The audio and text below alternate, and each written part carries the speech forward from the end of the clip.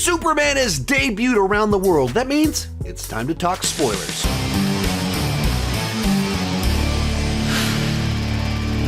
Hi, my name is Sean, and I love to talk about movies and TV way too much. With that in mind, go ahead and join me down below in the comments section. Share your spoiler-filled thoughts on Superman. If you haven't watched the movie yet, go watch the movie, then come back and join this video. And as it is a spoiler review, everyone has already been warned, so feel free to spoil away down below in the comment section. Also, I got the chapter markers down below so you can skip ahead to whatever topic, whatever conversation you're interested in. They're all right down there. Let's get started. Kicking things off, this was possibly the most comic book live action film that I have ever seen. I referred to it as feeling like a live action version of Justice League Unlimited, the animated show from 20 years ago. It was right there partnered with the Justice League show, which was a continuation of Superman, the animated series. And it felt like that lived in populated world brought into live action. People used phrases like, it's like a comic book brought to life. And that's what was kind of refreshing about this movie, is that most comic book movies, it's an origin story, it's setting up a universe, or the first one. The first one is designed to be kind of our on-ramp into a world, and thus we're being introduced to the first hero. The world is first seeing that superhumans exist. And so it's, generally speaking, a world not terribly detached from our own that through the course of the film becomes this extravagant place. And this movie, from the opening card, for 3,000 years, there have been metahumans on the Earth. For 3,000 years, everyone on planet Earth has been getting used to the fact that this extraordinary stuff is happening. And Superman is just the most powerful of all of them. And you go into it, and we're literally in the middle of a battle that this sort of him existing is fresh and new to us, but it's not for the people in the movie. And it's a movie that, the first thing we see is Superman laying in the snow, and a dog flies up to him. And then the dog drags him to an ice castle that comes up, goes full Elsa, pops up out of the Antarctic, and it's filled with robots and getting messages from aliens. It is completely unashamed to be comic booky. It is unashamed to just lean into the wilder sci-fi aspects of so many comic books. It's not trying to root it in actual science or anything like that. It just goes for it the way that a comic book does. And the way that a comic book just drops you in the middle of the action. The way that Justice League Unlimited just has this world where there are these constant threats where mad scientists can create insane, weird things. And there's crazy Kryptonian tech and there's creatures, beasts, all of it just happens all the time. That's what this movie right out of the gate just gives us, and we're dropped into it. Like, I had some people like, what do you mean when you say most comic booky? Well, I mean, it's a heightened reality. It's not ashamed. It's very weird sci-fi. And they're like, well, that's a generic answer because comic books can be gritty. They can be like, come on now. You're just being obtuse. You know exactly what I mean. You can, if you've seen the movie, if you've seen the trailer for the movie, you can see all the ways that it just leans into the wilder side of comic book stuff, the cartoonish stuff, without using cartoonish as bad. This guy over here causing trouble. What? My own little Krypto over here. And that's kind of what was very cool about the movie. Is when you've had great movies like The Dark Knight that are just so dedicated to grounding everything in a believable reality like our own. When you get a movie that is unconcerned with that, I kind of dug that. Right along those same lines, we have our Krypto. And I pretty infamously, switch over to Krypto, infamously, when they first put out this image as kind of like the second image they put out, I kind of didn't think that was a great idea. And not that I fully, changed my mind on anything like that, but the whole thought process was like it just without context, it's like, what are we just doing, like the little kid version of Superman? And it was like, what's the on-ramp to getting us to buy into this reality? Watching the movie, I thought Krypto was a lot of fun, a great addition, but because it's in the context of a movie that is just so unashamedly comic booky. That's just the realm that we live in there, that a flying dog isn't too terribly crazy. That we can do pocket universes, we can invent tech that with wormholes and crazy robots and cloning, like it's all just there. So in that realm, the dog with the cape actually fits in perfectly fine, and it doesn't feel weird. When you're used to comic book worlds where flying dog with a cape, you'd be like, what is this? I would normally say establish the world so I understand the context of flying dog.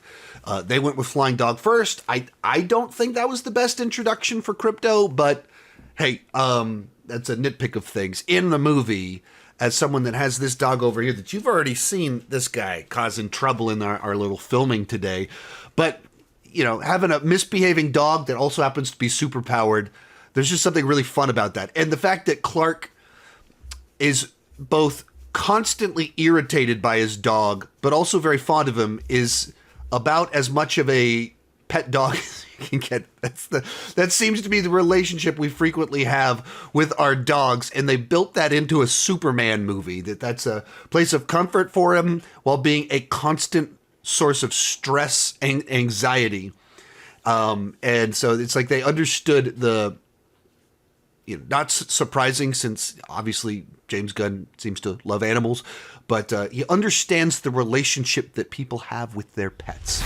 Superman himself. And here, as we already discussed, we just dive straight into our world of Superman. No origin story, only very broad allusions to his origin story. We're 3 years into him being a public superhero. And the story itself is very, very Superman-centric, to a degree that it was almost like, oh man, I wish we had gotten a little bit more of the Clark Kent secret identity. You know, when the trailer came out, you know, picked on the broccoli hair on this disheveled Clark running in. Like that's one of only like 2 or 3 scenes where Clark Kent, the secret identity, is in the film. Like when he first shows up at the Daily Planet, and then from there we kind of go off on the mission, and it's like, you know, we see Clark and Lois having a conversation, but she knows who he is, so it's not the secret identity Clark, she's talking to Superman dressed like Clark. And then we go to his home, and so it's him with his parents and things like that. But is there just the one, maybe 2 sequences that it's Clark as the person wearing the glasses trying to trick everybody? Is it just the one sequence? That's pretty wild. A Superman movie that spends that much time purely on Superman doing his thing. Like it is just in Superman mode the whole time. It's kind of interesting. But for this version of Superman, he's they go back to this idea of him being the overgrown Boy Scout, that he's very, in so many ways, naive. Like it kind of died. Like even has conversations with Lois where we're so different, and big part of that is I don't trust anybody, and you trust everyone. You see everyone as beautiful, and like putting in the movie finding a way to articulate exactly their perception, the movie's perception, James Gunn's perception of Superman as this person that believes the best in a world that needs that symbol of hope, needs more of that trust, but utterly lacks it. And so much so that like the next thing that happens is that he naively turns himself over to the government, that it's a government that he should not trust, a government that is working with his enemy, Lex Luthor, and he gets himself imprisoned because of it. But like the reason it happens, like Lois, like, why would you do that? Like, that's crazy. Like, well, I mean, they want to ask me questions, and like I need to answer their questions. And he just believes the best. He's just trusting. He assumes that they're not fear-based. He assumes all of these things that are wildly incorrect assumptions about them and about everything because he's just so naive in so many different ways, and the way that he interacts with the world. There's all these great little moments where he like says like, "Oh shucks" and "darn it," the things that like indicate like this very nice old-fashioned person. Even that, we'll talk about the post-credit scene at the very end of this. That in many regards it's not very interesting, but even as this little bit where he says something that hurts Mr. Terrific's feelings, and Mr. Terrific walks off annoyed, and he's like, "Oh man, I can just be such a jerk sometimes. I can be so mean. Why did I say that?" And immediately feels bad over giving someone a hard time. And that feels like that's the core of this Superman. Just like a true old-fashioned good guy. And as soon as you establish a Superman that is just old-fashioned like that, you also kind of immediately start to think through, oh, when you have a Superman like this, when we get to this guy and Batman interacting, immediately it's more compelling. I am a Man of Steel defender. I enjoy Batman v Superman. Like I enjoy Zack Snyder's interpretation. But when you make a much more angsty Superman that has an edge to him, and has his frustrations and like the way that he's established, you don't immediately see this gigantic contrast between who he is and who Bruce Wayne, Batman is. There's not this gigantic polar opposite view of the world. You establish this Superman that feels bad because he's like, hey, the building's a little crooked. Oh man, I shouldn't have said that. Like I criticized this. Like he did something really impressive. I criticized. Well, you've got that Superman, and we don't know what the interpretation of Batman is yet, but we have an idea of what a Batman will be. You immediately go, what a fun pairing. Like what two different people with two different worldviews, and you can see where that gets interesting. Even in the little differences between Superman and Lois, you start to see how this overgrown Boy Scout will be compelling when partnered with other people. But so there's a lot of really great stuff in there. I will say I didn't like the shouty parts that they, whether being interviewed by Lois and he's just very frustrated by hard questions.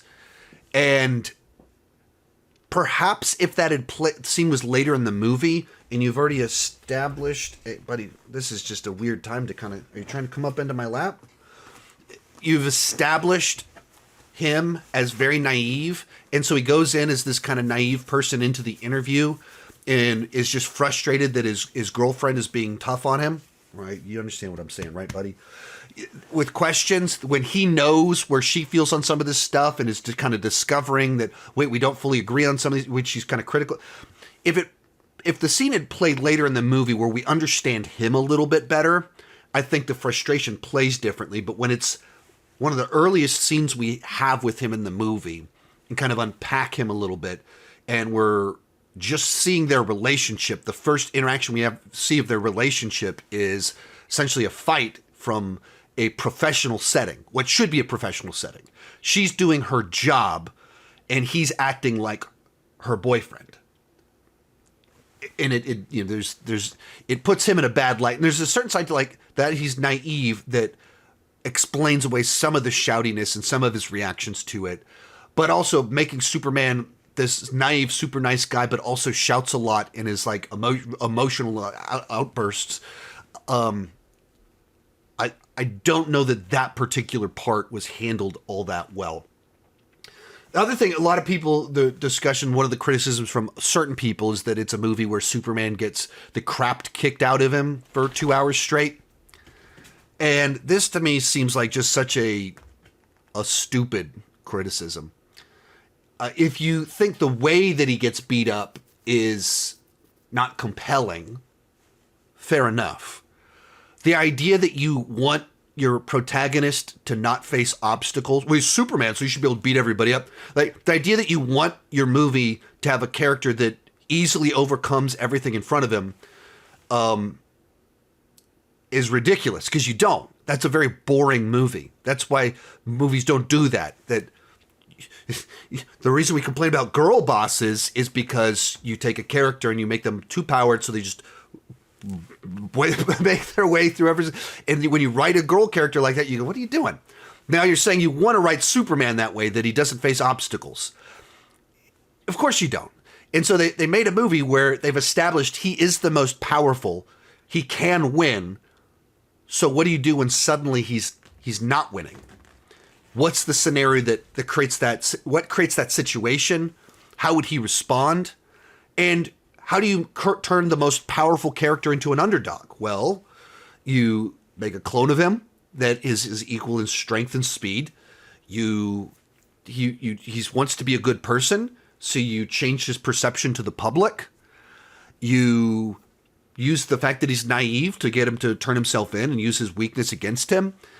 Like I even saw, you say like criticism, like, well, I mean, like he needed help to escape from prison. Like, well, because kryptonite was used on him. Like, what are you even talking about? Like, why is this isn't a like you literally want no obstacles for your lead character? That's ridiculous. Of course you don't. That's horrible storytelling. So you don't do that. So nobody does that. And when movies do that, we all criticize it. We call those poorly written characters poorly written movies. So James Gunn found a way to tell a Superman story and make it clear that he's the fastest, he's the strongest, he's the person with the highest moral character. So the hard task is to give him obstacles. And that's what the movie does. The criticism is actually an example of James Gunn doing a good job making Superman more interesting than sometimes he turns out to be in film. So I just, that seems like just the silliest of criticism. Like, Superman had to work and overcome obstacles. Oh, good. So there's storytelling. One of the issues I did have with the movie is it's a Metropolis that has way too much chaos.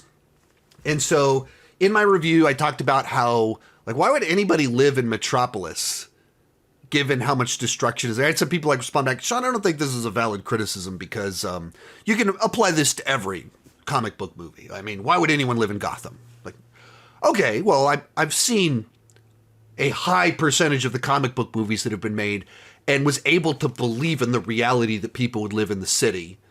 I watched this movie and went, this is too much. This is straining credibility. My suspension of disbelief isn't working great in light of the amount of crazy happening in this Metropolis. Because you stop to think about it. Movie starts off and the hammer of whatever the Bell country is attacks and he's scaring civilians. Then a couple days later, a kaiju shows up and the kaiju's walking around this big area. And this has become so common in Metropolis that there's things like this happening that people are just walking around eating ice cream. And the cool shot, the iconic shot in the trailer of Superman saving a girl standing in front of combustible tanks. In the movie, the scene that shot makes almost no sense because this kaiju thing has been walking around for a while in this area. And this girl is still there. Not running away. She's just there, which either makes me go like, what is going on? Like, people have become so used to kaiju and threats that it doesn't even interfere with their day. They're not even interested in it. Doesn't cause little girls to run anymore. They're like, yeah, big kaiju here. I'm fine. That breaks the suspension of disbelief when that sort of thing happens. But like legitimately, she had plenty of time to not be there, but chose to be there. And it's showing people eating ice cream, totally unconcerned with the level of destruction around them. And then that night or the next day, like literally like the next day, there's another one of these shots that was a promotional image of Superman putting his boots on, and you see this thread in the background that he's not going to it. And so there's a lot of discussion like, what is this communicating about the movie that Superman's not going to go stop this thing? And it's like, okay, like when he's put his boots on to go get, but like he's getting ready to go do it. You watch the movie and it actually convinces you that Superman wouldn't go help. There's a reason why he doesn't need to help, why the other people have it handled, and why in this moment it wouldn't be great for him to go. But if you just stop to think about that, this is the third big attack in less than a week.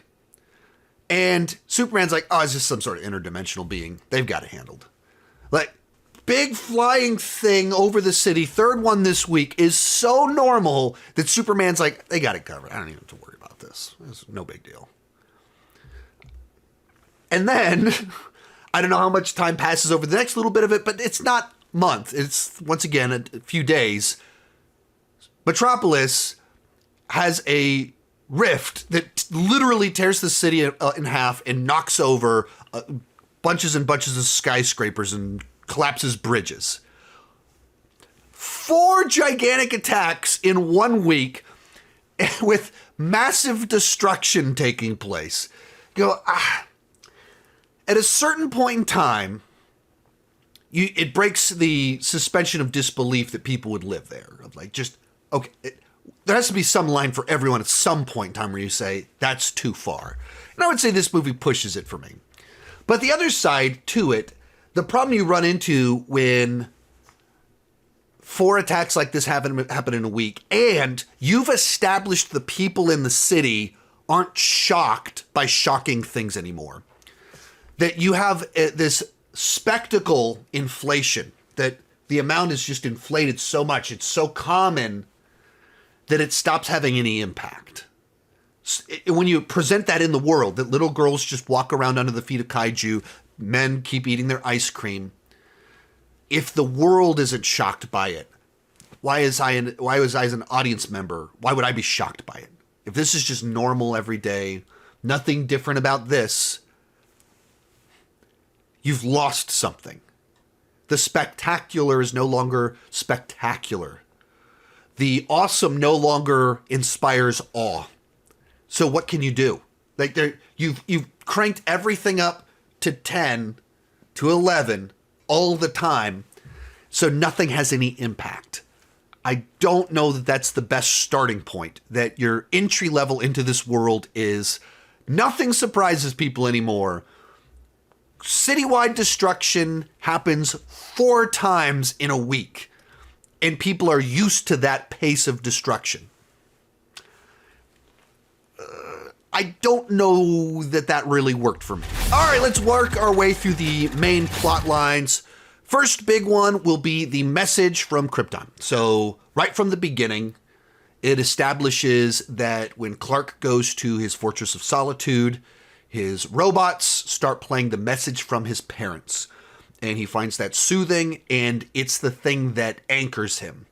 It gives him his purpose, his understanding of himself comes from this message, and he believes he was sent to Earth to protect it and make it a better place. And then the message cuts off.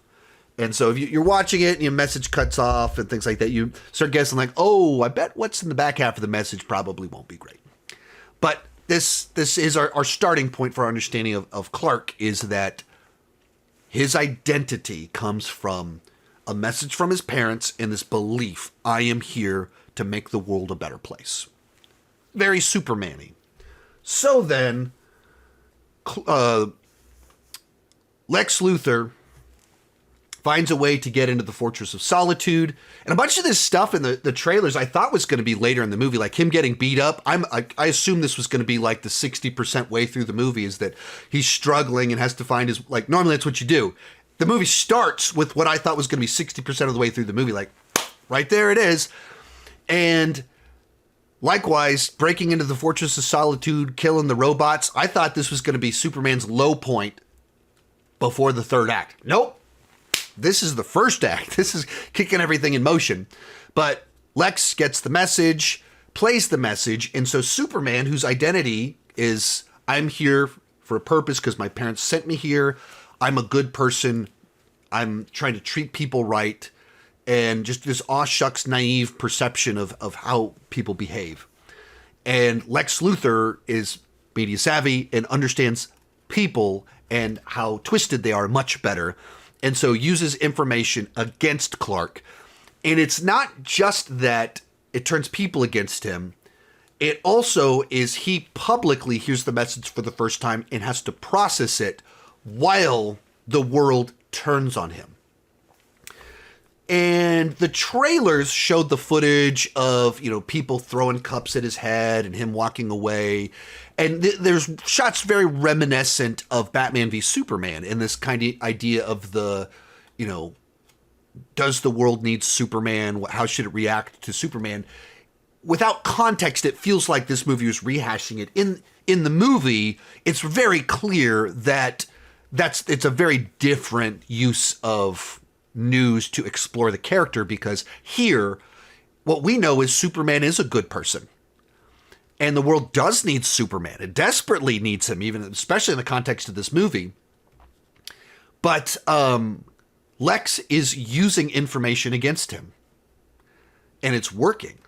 And reasonably so. It's a scary message.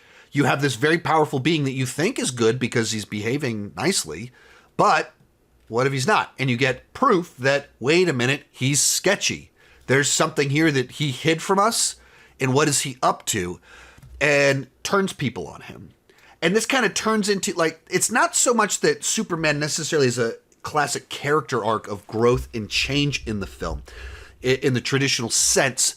It's much more the movie has Superman's identity and how he perceives of himself and where his roots are. He goes through this change on the inside more so than this external change, because his behavior and things like that is externally the same, but the root of it shifts from a message to realizing, wait a minute, the reason I interpreted that message the way I did is because the way these other parents raised me, my real parents, the ones that really were there, they raised me to be a good person, and therefore when I saw a message, I read into it what I was taught over here. Like, I'm who I am because of them. I interpreted this message the way I did because of them. I make the choices that I do because of them. And so it's not an arc in the traditional sense, but it is an exploration of character where there's growth and change in a different sense. And I thought that's pretty cool. It's a very different way to challenge Superman, which, according against humans, he's going to win the fight. But when a naive character is playing a PR battle against someone that understands people better than them, because our hero is too naive, he's too good-willed, he has too good of a nature, and he being good is so pivotal to him, and being perceived as bad challenges that. It's an interesting obstacle and challenge for him to have to overcome. And I will say, I don't really like the idea of Jor-El as the dictator, as the conqueror, sending Kal-El to conquer Earth. I don't like that interpretation. That is not the direction I go. And anytime a mythology heads in that direction, I go, too bad. I don't like that. But it's not new to this film. That's been in a number of the TV shows over the last 20 years. It's actually quite common in the TV shows for it to be presented as Kryptonians are kind of conquerors rather than benevolent people sending their son to be the hero. They're much more the Zods than they are the Kal-Els. And I don't like that. That's not what I would do. Casting Bradley Cooper was distracting. It's the sort of thing that he's too big of a movie star and it's too small of a part for it to be anything other than, hey, look, it's Bradley Cooper. Like you just notice that too much, because you literally only see him in one context, standing one thing, and so he's not able to become the character. It's just Bradley Cooper talking in an alien language. And so I don't think that was a particularly good idea. Like when you cast a movie star for a cameo, the cameo needs to be something that it's intended to be a little joke or whatever. If it's just a cameo that's supposed to be serious, it's really difficult for a movie star for you to buy into them as the character and not just see the movie star if they're just there in this one shot, this one place. So I don't think that served the movie, putting someone that big in that small of a role. Then Superman goes to prison, and this kind of ties into, following up the PR nightmare and continuing the idea of Superman as this naive person. But it creates, Superman trusting the government, and, well, they're nervous about me, and I'll make them feel better. I'll go in for questioning. Like, I can't run from the police. That's, I'm going to obey the laws. I'm a good person. So turns himself in, not stopping to, he himself just thinks, I'm one of you. I'm a citizen of this country. I was raised here my whole life. I've been in the United States and I obeyed the laws. Not thinking they perceive of him as alien threat. And what are the laws actually written, say, and things like that. He's just so naive he can't perceive of the fact of all the ways this would go wrong. And the fact that the government is foolish enough to pass along things to someone like a Lex Luthor, which of course they do. Which, when you're watching the movie, when this stuff starts to happen, you start to get like a sinking feeling in your stomach as you're watching it, like, oh, Clark, what have you done? Buddy, you okay over there? I should have given him his cape so that he could fly. That could have helped him out a little bit. But he can't perceive of just how cynical and twisted others are. Thus, he walks right into it. And so we get into our prison realm with this pocket dimension. Once again, the very comic booky stuff. Lex Luthor can just recreate the Big Bang, create his own little pocket universe that he controls, that he uses as a prison. And it's so frustrating because you can just see all the ways that Lex has manipulated the world to give him access and control. And in this realm, he's totally unsupervised and using it to continue his manipulations, where he's kidnapped a baby in order to force this guy to create kryptonite to control Superman. And there's another just one of these brutal sequences where Lex tracks down a guy that helped Superman once and shoots him in the head just to try and get information out of Superman. And he's just kind of having fun with it. Like, how can I toy with Superman? Buddy, do you need to be let out or something? You're being a pretty big distraction by now. Like, people are going to start complaining and leaving comments. But it makes you hate Lex Luthor so much, which we'll talk about later on. But he's just such a infuriating, sick version of the character that, in that regard, is a great villain. But by shooting the guy in the head, makes Kryptonite guy realize I'm not a monster. I don't want anything to do with Lex. And if this guy can help, I want to help the guy that will make me not awful. And maybe he could help save my son. So makes his little star in his hands, powers up Clark just a little bit to be able to break out and grab the sun. The little chase sequence in the pocket universe, a little bit too video game for me. Of just none of it's anchored in anything. We're just flying around and we're in whatever particle rivers or something heading towards black holes, and it just gets so cartoony that's not the type of action that is interesting to me. I like things that have something that ties it to a more grounded reality for action to not come off like a video game to me. This stuff was very video game to me in every regard. And the in particular, when you're having like the baby fly by the screen like this with fisheye lenses, it just looked cartoony, and I wasn't crazy about this particular action sequence in the film. Now, we'll talk about Lois and Mr. Terrific later on, but they get in on the action to kind of come to save the day. And that's one of the things that I kind of liked about the movie that I don't feel like as many people are giving it credit for. But the film is designed in a way that, like, Jimmy plays into the plot, Lois is an important part of the rescue and the plot and piecing things together, and Mr. Terrific, and because of what they do, it leads to something else that inspires other people. Like, all these different characters, they might not have a ton of screen night time, they might not have a big character arc, but they tie into a plot. there's some way in which they matter for the grander scheme of what's going on. To overcome Lex's schemes, everyone needs to tie into it. And so there's this whole middle section where Superman is in a box. He's not going anywhere. So now the forward momentum of the plot goes to Lois, who's trying to recruit people to go help her. She recruits Mr. Terrific. So now Mr. Terrific kind of starts guiding things, and she's tagging along on his little mission. And this leads to us being able to get there to open the door for Superman to be able to escape. And I just thought that was like, it uses the characters. Everyone has a part to push the plot forward. And then ultimately, our final big plot here is the grand scheme that there's one nation wants to invade another country. Lex has some combination of wanting to gain half of that country and its resources. Half of it is just to manipulate the system to be able to get to Superman. But there's this whole thing kind of in the background of trying to bait Superman into acting and getting involved so that Lex could use that to gain more power and more leverage in everything that's kind of going on. So there's like a series of just like big shift manipulations on multiple different levels with our Lex Luthor, who is very much the big businessman and the evil mastermind and the mad scientist kind of all at once. It's all the different versions of Lex Luthor, but we'll talk about that later on. And so this is where, people like tying it to modern day politics, and is it about Israel and Palestine? And like you can see some, like, there's a conflict in the world and there's discussions. Okay. But like the script was written 3 years ago, a whole year before that re-erupted. And as I've commented some of this stuff, people have been like, well, it goes back to 1948. Like, well, it goes back further than 1948.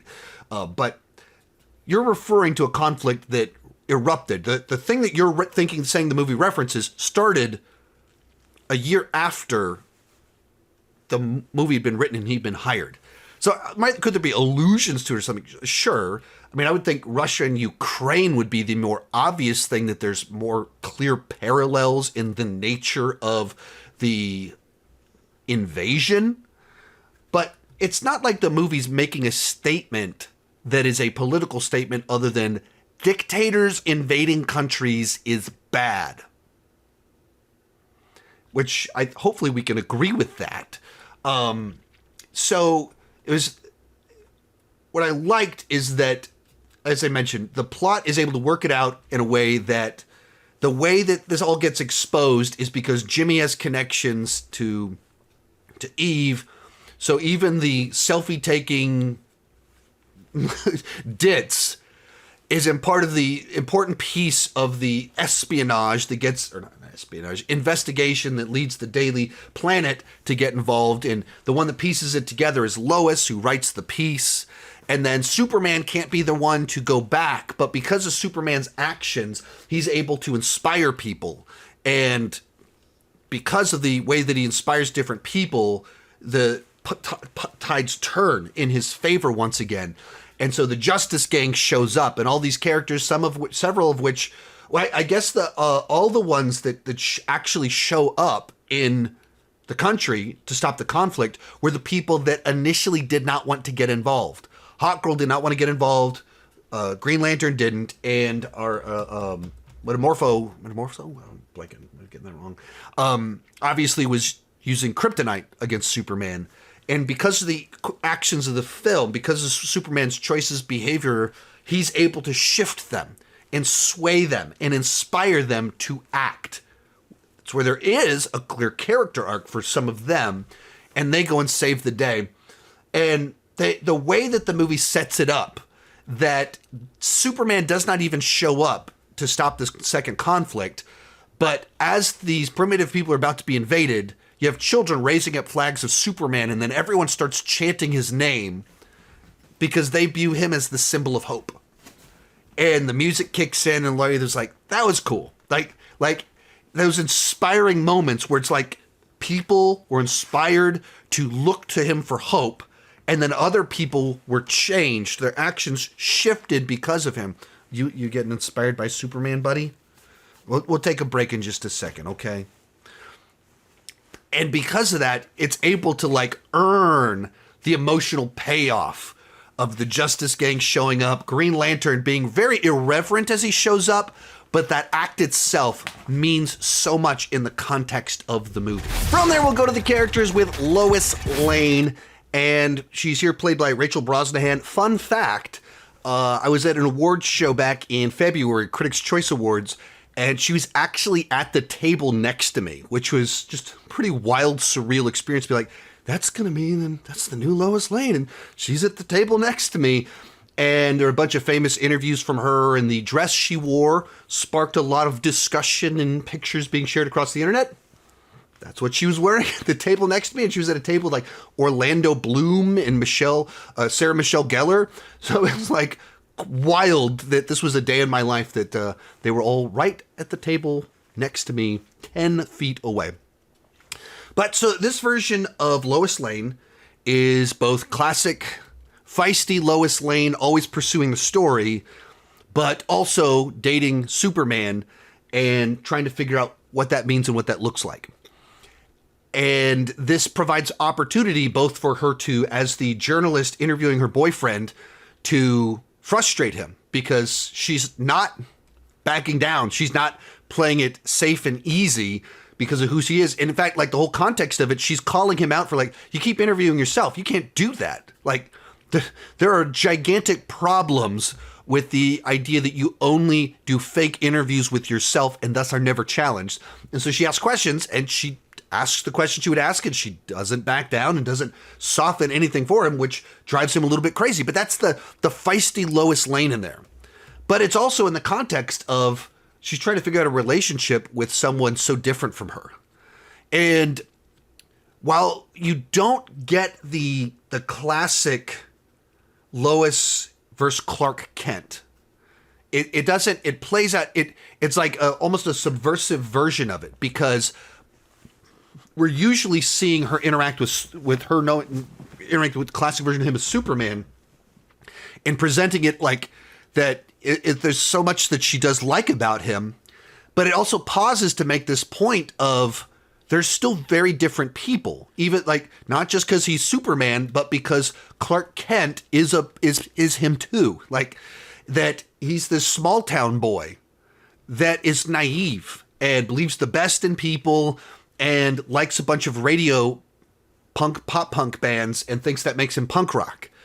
And like there's this side to him that is so different, and tapping into the fact of like, yeah, that's true, that like there would be reasons that they would struggle to connect with each other beyond the fact that he's a flying alien with laser eyes. That yeah, the Clark Kent in him, that is a real piece of him, that is true to who he is, of being this aw shucks decent good boy that isn't worldly, that isn't corrupted by the city, that isn't cynical. And there's something about that that's I love. And as I mentioned before, that and I guess even on that point, as someone that if you don't know, on my channel, my intro music, I wrote that. I'm playing guitar on that.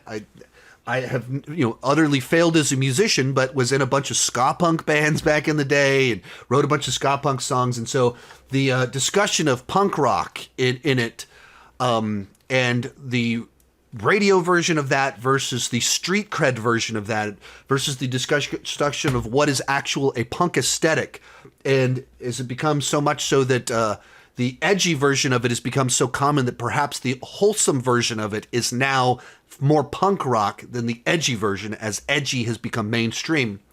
I appreciated that discussion. Also, like I mentioned, while Lois, I like the way the story finds ways to give all the characters something to do. So the whole middle of the movie is driven by Lois.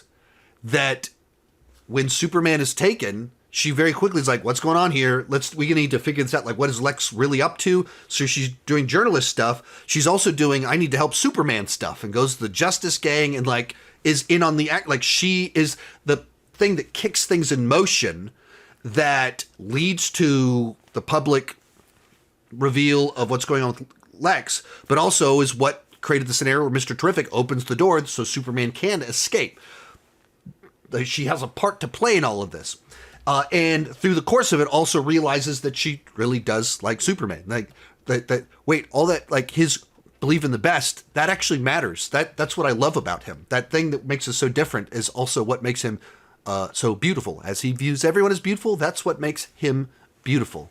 Am I quoting One Direction now? Ma and Pa Kent.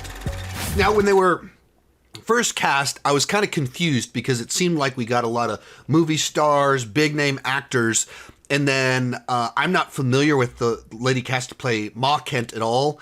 The guy that plays Pa Kent is a character actor that had a fair bit of work, 20, 25 years ago, but I don't think I've seen him in anything in quite a while.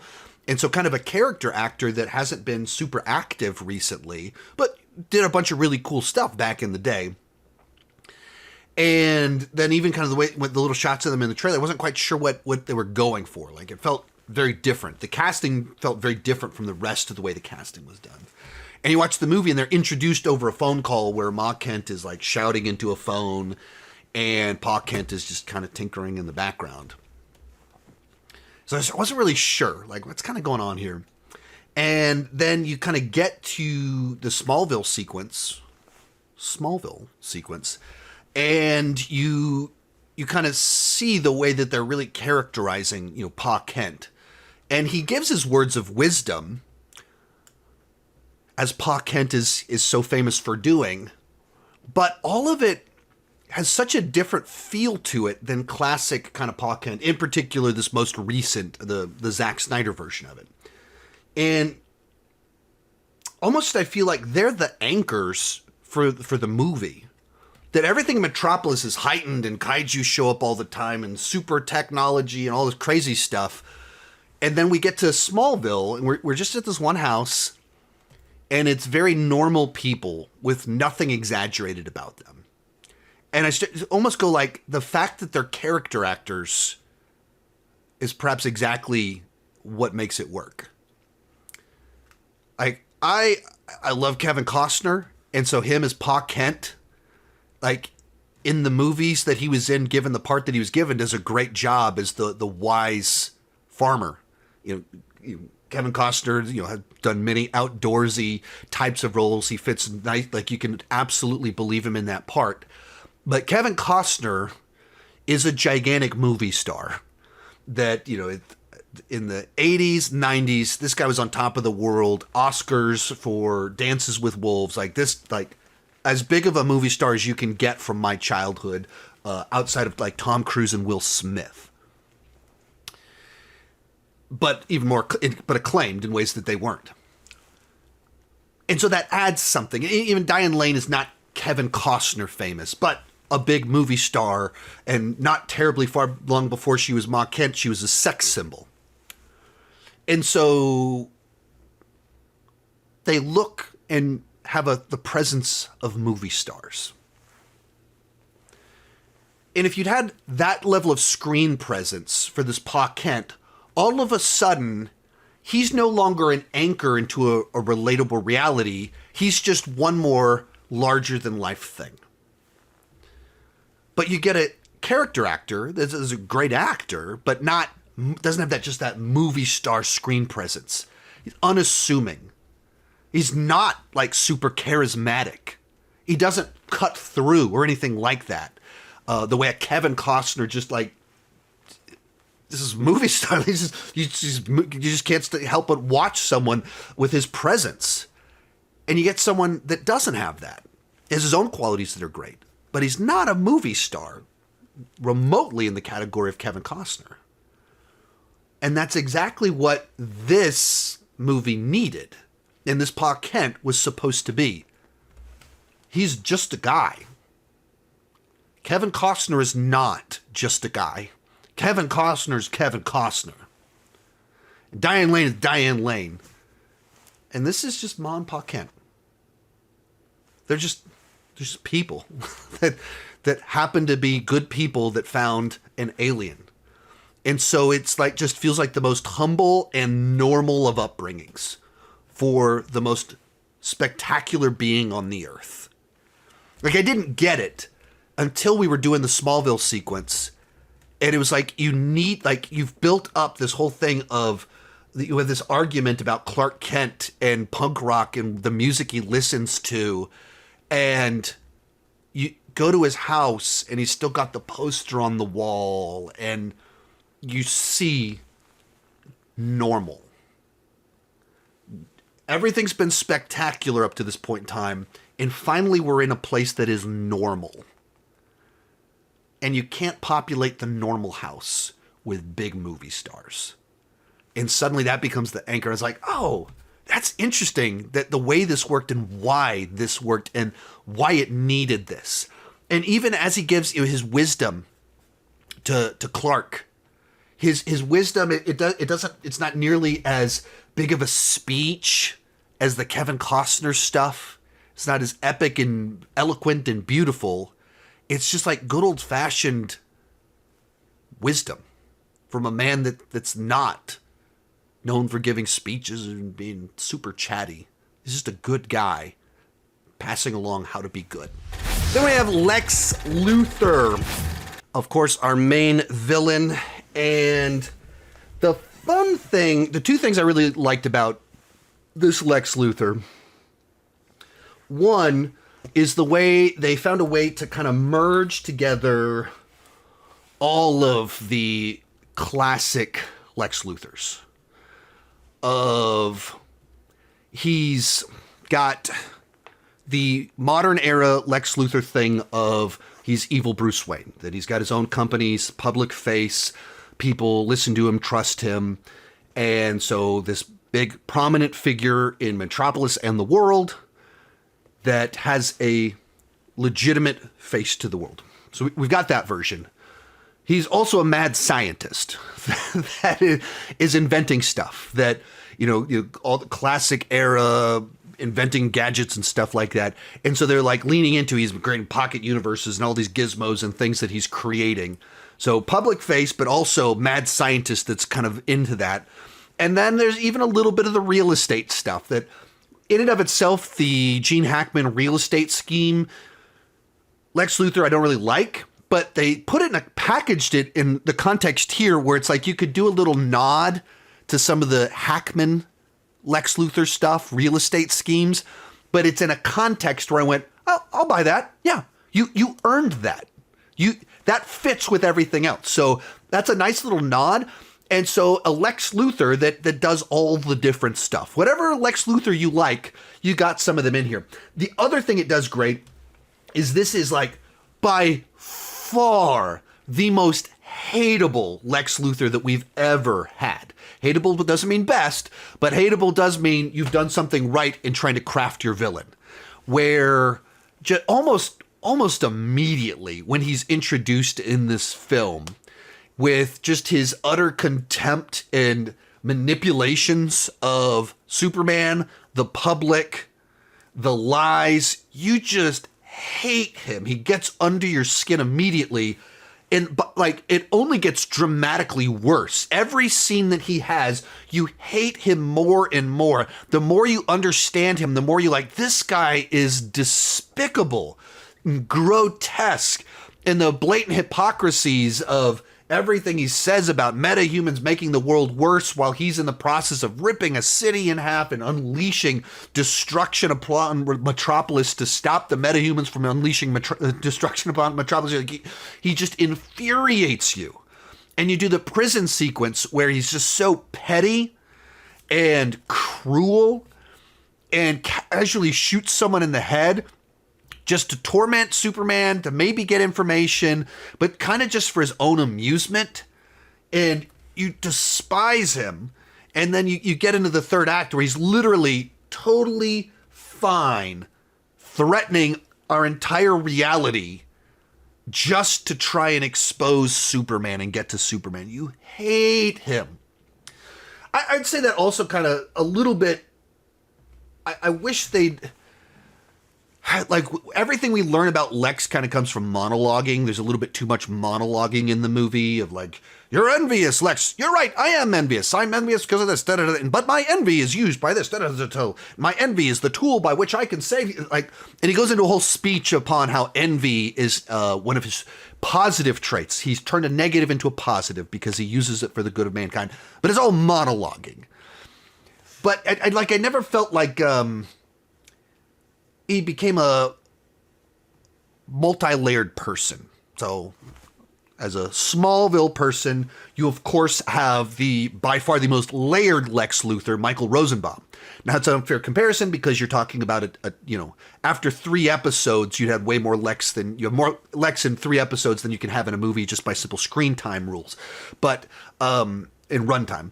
But like, so you have 6-7 seasons of Lex in that show. Of course, you're able to flesh out a complex character. But also, what the show was intentionally trying to do was to show that there was a bunch of good in him, but he always gave into his bad impulses that led him into becoming a supervillain. He was a tragic character. That's why he was so compelling. He really wanted a friend. He wanted family, but he always turned to his worst instincts.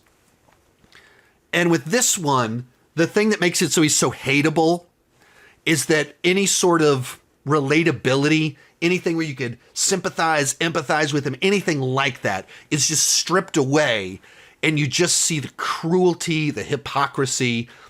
And I wish there'd been something that kind of gave us a little bit more of something a bit more multi-dimensional about him. Something that made him not just, oh, this guy's the freaking worst. This guy is just jacked. And maybe that's the compromise that was required to make us hate him so much that you just wanted to see him defeated and you wanted to see everyone that worked for him defeated. And so it's like really, really, really satisfying when Superman crashes into the ground and is able to take out the engineer because like, this idiot is working for that monster. And when Superman just takes out hordes of raptors that work for him, you're like, yes. When Mr. Terrific destroys dudes at the portal, you're like, yes. And when Krypto grabs Lex and starts throwing him around as people are terrified, you're like, yes. So maybe the compromise of complexity of villain motivation has to be sacrificed so you can just make a character that you hate so that for the satisfaction of seeing them defeated and humiliated at times. So, and that's the complexity of designing characters of when you lean in one direction, it makes this other thing not work. When you lean in this direction, it makes this other thing not work. And I don't know. As of right now, I wish we had a little bit more layers, but also, boy, was it satisfying when Krypto destroyed him and all that other stuff happened. Also say with the villains, I felt by the 3rd act, it strained credibility that nobody was turning on Lex.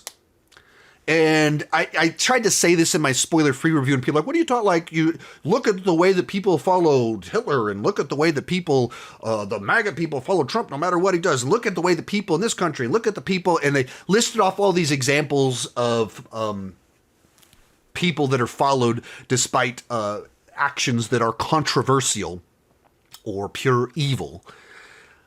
I don't know. I mean, I think the nature of this 3rd act, they create a scenario where quite literally Lex creates a rift that's going to tear the earth in half and destroy reality. And the scientist running it, as soon as they started like, this is a bad idea. We don't even know if this will work. And Lex is like, yeah, theoretically it will. And so the guy immediately is like, this isn't a good idea.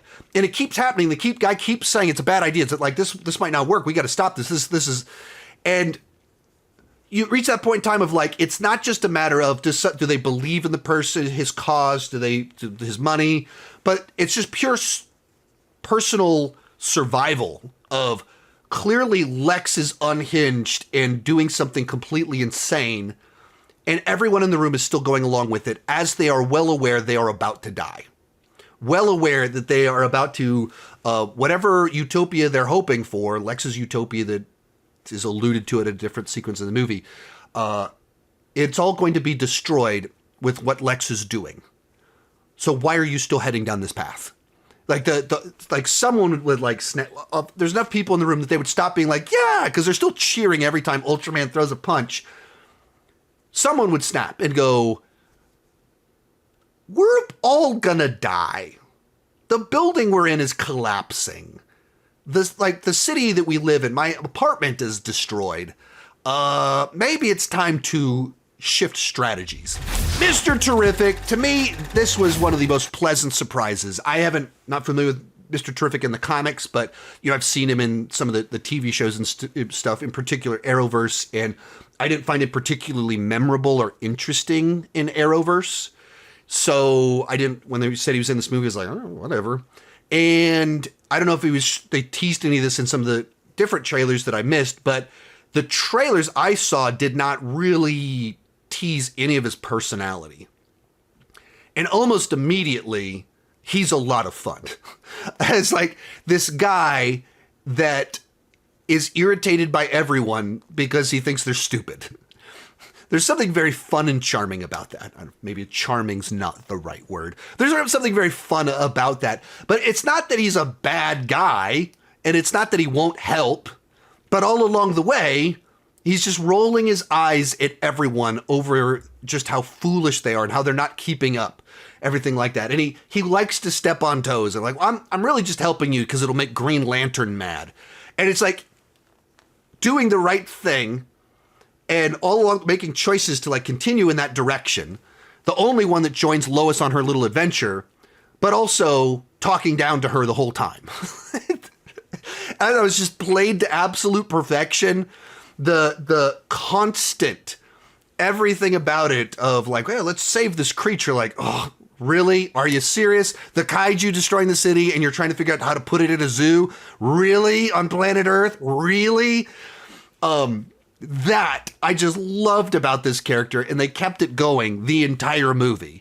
And so to me, he was the most pleasant surprise of the film, of just like a great screen presence. And also like one of these actors that hasn't been in a lot of big high profile stuff recently. Like around 2010, he was in a bunch of stuff. I mean, he was in House, he was in Twilight, he was in X-Men First Class, like real high profile stuff.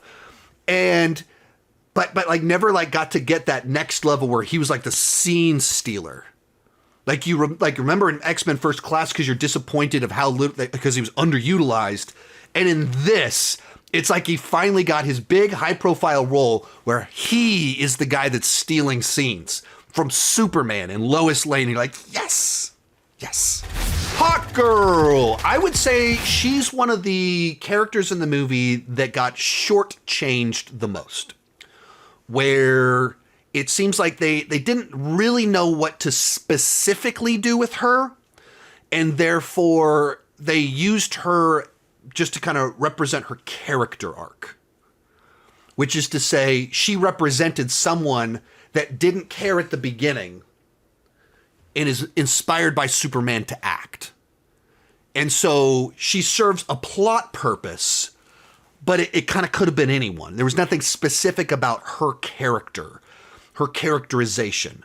And she just kind of comes off like, whatever, teenager, as opposed to a fleshed out character. And you get flavors of Hawkgirl in there and what Hawkgirl's really like. In particular, her final little bit where the president of the country is like, well, you won't kill me. You're too good. She's like, oh, I'm not Superman. Just drops him. Hawkgirl, like, right, this is how she's very different from Superman. She is not a Girl Scout, like at all.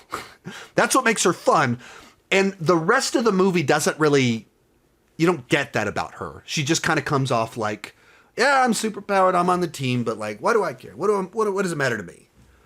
So I thought that was it's an actress that I like the actress. I'm glad that she's kind of going places, but she didn't get much to do here.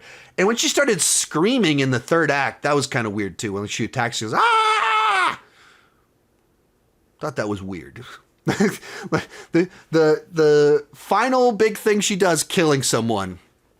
Murder, cool. Screaming, not so cool. And I wish she just had more to do. We got Green Lantern, and this was a lot of fun. I've enjoyed Nathan Fillion ever since I first watched Firefly 22 years ago. And he's great at characters like this. He's friends with James Gunn. I believe he might have been in every single one of James Gunn's projects. I believe that he's in every single one of James Gunn's films. So one of those James Gunn constant collaborators.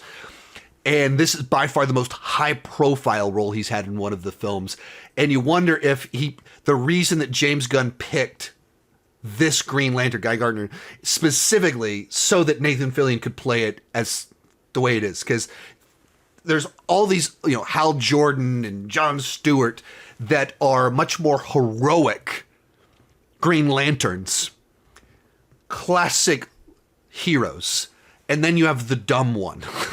And they went with the dumb one that looks even stupider so that his buddy could get a great role in a big gigantic blockbuster that you can't overlook the character. He looks so stupid, he acts so stupid, and that's what makes him so much fun. And he gets a number of great lines, and he shows up to save the day in the third act of the movie, and what is he doing? He's making middle fingers come out of the ground to knock over tanks. Just like so many great little bits. And he's like, hey, you got an upgrade over Superman. You got me. So that was a ton of fun. One of those things that, like, there's a lot of things about this movie that when you see the movie and you have the context of the whole film, I think they play better than just seeing a trailer. If you just see an image of this Green Lantern, you're like, what is this? And then you see the movie and you go, oh, of course, this guy fits into the world that has been created. Ultraman, our big boss in the film, that early on in the film, he's the pretend hammer of whatever that country is. And for some reason, he's able to beat Superman. And also Lex Luthor's able to control him. So you're kind of like, what's going on here? And then it's, reveal where he's the most powerful hero on the planet. And they have him flip a switch for Lex Luthor, which is a nice, subtle little throwaway joke. The most powerful person doing the most mundane of tasks for a petty person. But, the big reveal is that it's a clone of Superman. And one of the things that I think this movie did a fun job with is having all of these little throwaway references of sorts to, I would say, the Reeves Superman movies. That Lex Luthor has a bit of a real estate scheme where there's a map that has people's names with, Lexville, stuff like that. That's a reference to Otisville. There's a reference to the Superman 78. And then the main villain in Superman 4, Nuclear Man, is basically a clone of Superman made from his hair that Lex got and put in a nuclear weapon that was sent into the sun. But it's essentially a clone of Superman made from his hair. And so they do this movie where the main villain is a clone of Superman from his hair.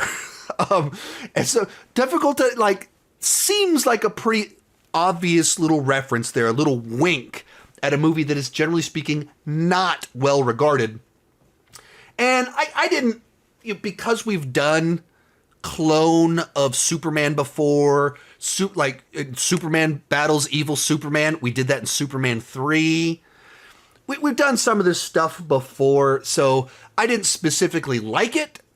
I didn't dislike it, though, because I didn't think it was done poorly. It was just kind of like, oh, okay, we're doing this again. That makes sense of why they were able to do this, and this. All right, cool. I'm not mad at it. I don't love it either. It just kind of is like, yeah, that works for the plot. The stuff about Lex Luthor having a video game system where he's standing in a room like 2A's, 27D, 17B, 98E, 1A, like, that was questionable to me of like, I don't, that's kind of a weird mechanism. Like, it's like, I think James Gunn loves control rooms in his projects. Like didn't in the first Guardians of the 2 you have the Nova Corps kind of had a control room that we kept cutting back to, and then of course Guardians 2 you have the Sovereign, and then you in the Suicide Squad there's the command central where his wife is working, and then here you have a whole deal with Lex Luthor with a command center, literally calling out commands. It's like he loves command centers. I don't know if I wonder if somebody specifically asked him about that. It seems like a recurring theme of there's a room full of people watching what's happening in a lot of your movies. But I didn't love the calling out command stuff. That didn't necessarily work for me. Didn't really care. But, overall, I thought Ultraman made enough sense, worked well enough. And, it's some nice Easter eggs. I kind of enjoyed that, but also a little bit derivative of previous films. And then we get our reveal of Supergirl. After evil is defeated, Superman's reputation is restored. We go back to the Fortress of Solitude and we see that he's fixed everything up. And while we're there, we get our introduction to Supergirl. And I found it weird that this wasn't the post-credit scene. This felt so this is like a great post-credit scene, but it wasn't. And I think it almost like stole the thunder from the actual post-credit scenes to where it's like, that was weird. Why wouldn't you just do that do the Supergirl deal and when I watched it the second time, I was like, why didn't they just save this? And then you do the Supergirl bit, she shows up, and then it leads into the final bit where they play the videos of Ma and Pa Kent, bookending the film, that Clark's identity of where he gets his purpose no longer comes from this message, but he realizes it actually comes from the people that really raised him, that made him who he is. And so that's a great bookend. And it is the same sequence, but also it's not terribly difficult to trim a sequence and take this right here and go drop this later on at the end of it. Because they don't need to be one sequence. It can be a sequence put in two parts and play that other one. It doesn't matter the order that they play in. So I thought that was weird. It wasn't a post-credit scene. Now, introducing Supergirl as the drunk party girl. I don't know. That feels like a harsh direction to go. It's not like I have a deep knowledge of Supergirl I've bought the comic that the movie's based off of, but I haven't read it yet. So I don't want to present myself at all as the expert on her. But when you are introducing a new version of a character that people have some preconceived notion about Supergirl, that she's, of course, had her own TV show. She's appeared in a number of other media. Well, I guess she had her own movie back in the 80s. And these other versions did not present her as a complete drunk party girl. So when that's all you give us, it's a bit of a weird introduction. It's not this, like, you don't see that scene and immediately go, I understand what the movie is next year. I have no idea. Like, you see that and you go, I have no idea how you build a movie off of that. Like, you can see a character arc. She's not like her cousin. She is not she's not the Girl Scout like him. She took a different path. Like, you can see how she has a character arc that's more obvious as a starting point. But also, that's a pretty tough protagonist to buy into when you're trying to be like, she's a drunk. Okay. So when that's all we get, that feels like normally that'd be a post-credit scene. And also like, I don't know, I'm very interested to see what the trailer is for this movie whenever we get it. Because if you don't know, Supergirl, it's I don't know if it's done shooting, but it's like shot, or they're shooting it right now. Like it is happening. We're a year out from that film. Just thought it was interesting the way that kind of worked out. But I like the bookend of the sequence. I thought it was interesting, like to treat it as like the reveal is Krypto is her dog. Thought that was nice because he's like, it's a foster care situation, and he has this very weird relationship where he doesn't like the dog, but he can't go without it. And then he realizes, it's his cousin's dog, but he really it's poorly behaved because of her, but also he's very fond of it in his own way. So there's some. I don't know. I need to see where they're going with her. But as an introduction, it's a tough introduction to interpret because it is a tease for what's to come. So I don't understand the tease. Maybe that's a way to phrase it. And the final thing, we had 2 mid-post credit sequences in here. First one is quite literally this shot. The image that they put out is quite literally the mid-credit scene, and he puts his arm over the dog and they give each other a big hug. This is a nice little sweet little moment, but worth waiting for? Not really, because I've had this picture for a year now or whatever, 9 months or whatever. So, that's super interesting. And then we get the after the credit scene that is just kind of a little joke of Superman sees that the buildings are a little crooked and harasses him out a little bit and feels bad. It's the sort of stuff that, like, I don't know. It feels like maybe you could have even, like, ended the movie with Clark watches the video of his parents. Logo comes up, Man of Steel, or Superman will return, and then he hugs the dog, credits roll, and then have the funny sequence play, him with Mr. Terrific, rest of the credits play, and then you do Supergirl, and you go, oh yeah, there's like 3 of them. One of them is just like, it's a little thing right at the beginning. One of them's a fun little joke, it'll put a smile on your face, and the one at the end is a tease for what's to come that, like, you definitely want to check it out, because it teases a person. But they like undercut it, like, so that the thing right before the credits is like, oh yeah, we got to meet her. And then the actual ones you see are like, yeah, you can just go to the bathroom. There's no reason to wait. Thought it was weird to do them if you're not going to even try to make it worth staying for it. I just don't fully get it. Alrighty, so there it is. That is my hour and 15-minute long, hour and 10-minute long spoiler review for Superman. I really enjoyed it. There's some things I wasn't crazy about. There's a few things that make me a little bit nervous for the future when there's this much destruction. I'm curious how the tones will work. I don't want them all to be very in the voice of James Gunn, and I don't think they will be, but as a movie kicking off our universe, that it really leans into its comic book roots, feels like Justice League Unlimited come to life. That feels like a really good start.